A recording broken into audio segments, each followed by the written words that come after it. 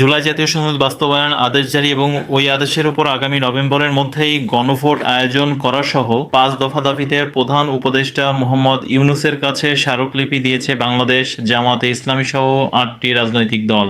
বৃহস্পতিবার দুপুরে মৎস্য ভবন এলাকায় 8 দলের মিছিলে পুলিশের বাধার পর একটি প্রতিনিধি দল এই স্মারকলিপি নিয়ে প্রধান উপদেষ্টার বাসভবনে যায়।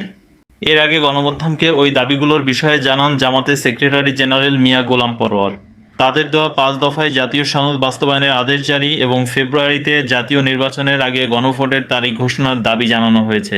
8টি সমমনা দলের পক্ষ থেকে যে স্মারকলিপি আজকে পেশ করতে যাচ্ছি সেটা জাতি এবং দেশবাসীর অবগতির জন্য জমা দেওয়ার আগে জানিয়ে যাওয়া আমরা প্রয়োজন মনে করছি। সেজন্য বাংলাদেশ জামাত ইসলামীর আমির ডক্টর শফিকুর রহমান, ইসলামী আন্দোলন বাংলাদেশের আমির পীর সাহেব চরমনাই, মুফতি সৈয়দ মোহাম্মদ রেজাউল করিম, বাংলাদেশ খেলাফত মজলিসের আমির মৌলানা মামুনুল হক, খেলাফত মজলিসের আমির অধ্যক্ষ মৌলানা আব্দুল বাসিত আজাদ, বাংলাদেশ নিজামী ইসলামী পার্টির আমির অধ্যক্ষ মৌলানা সরওয়ার কামাল আজিজি, বাংলাদেশ খেলাফত আন্দোলনের আমির মৌলানা হাবিবুল্লাহ মিয়াজি এবং জাতীয় গণতান্ত্রিক পার্টির সভানেত্রী ব্যারিস্টার তাসমিয়া প্রধান এবং বাংলাদেশ ডেভেলপমেন্ট পার্টির সভাপতি অ্যাডভোকেট আনোয়ারুল হক চান, এই 8 জনের স্বাক্ষরিত যে স্মারকলিপিটা আমরা প্রধান উপদেষ্টার কাছে পেশ করছি সেটাই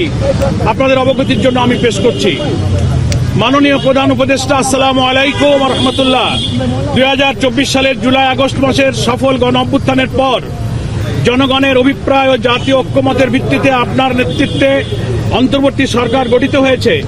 অন্তর্বর্তী সরকার দায়িত্ব গ্রহণের পর রাষ্ট্রের প্রয়োজনকে সামনে রেখে জনগণের প্রত্যাশা পূরণের লক্ষ্যে গণহত্যার বিচার, রাষ্ট্র সংস্কার ও স্বৈরাচার ফিরে আসার সকল পথ রুদ্ধ করার প্রত্যয় নিয়ে কাজ শুরু করেন।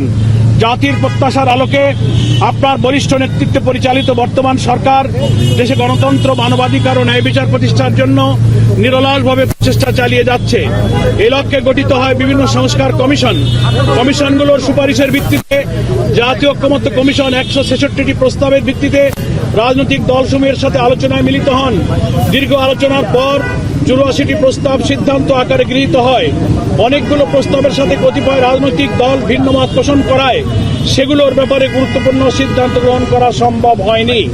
এছাড়া আগামী জাতীয় নির্বাচনে উভয় কক্ষে পিআর পদ্ধতি চালু করা, অবাধ, সুষ্ঠু ও গ্রহণযোগ্য নির্বাচনের লক্ষ্যে সবার জন্য লেভেল প্লেয়িং ফিল্ড নিশ্চিত করা, বিগত সরকারের সব নির্যাতন, গণহত্যা ও দুর্নীতির বিচার দৃশ্যমান করা এবং জাতীয় পার্টি ও 14 দলের কার্যক্রম নিষিদ্ধ করার দাবিও রয়েছে। জাতীয় নির্বাচনের পূর্বে গণভোটের তারিখ ঘোষণা করা প্রয়োজন। এই মর্মে ঐক্যমত্য কমিশনের পক্ষ থেকে সরকারের কাছে জুলাই সনদের সুপারিশসমূহ পেশ করা হয়েছে। পেশকৃত জুলাই জাতীয় সনদ বাস্তবায়নের ইস্যুতে প্রধান রাজনৈতিক দলসমূহের মধ্যে ভিন্ন মত সৃষ্টি হয়েছে, যা নিরসনের দায়িত্ব কমিশনের পক্ষ থেকে সরকারের উপরই অর্পণ করা হয়েছে। সরকার অদ্যাবধি জুলাই সনদ বাস্তবায়ন ও গণভোট সম্পর্কে কোনো সিদ্ধান্ত ঘোষণা করেনি।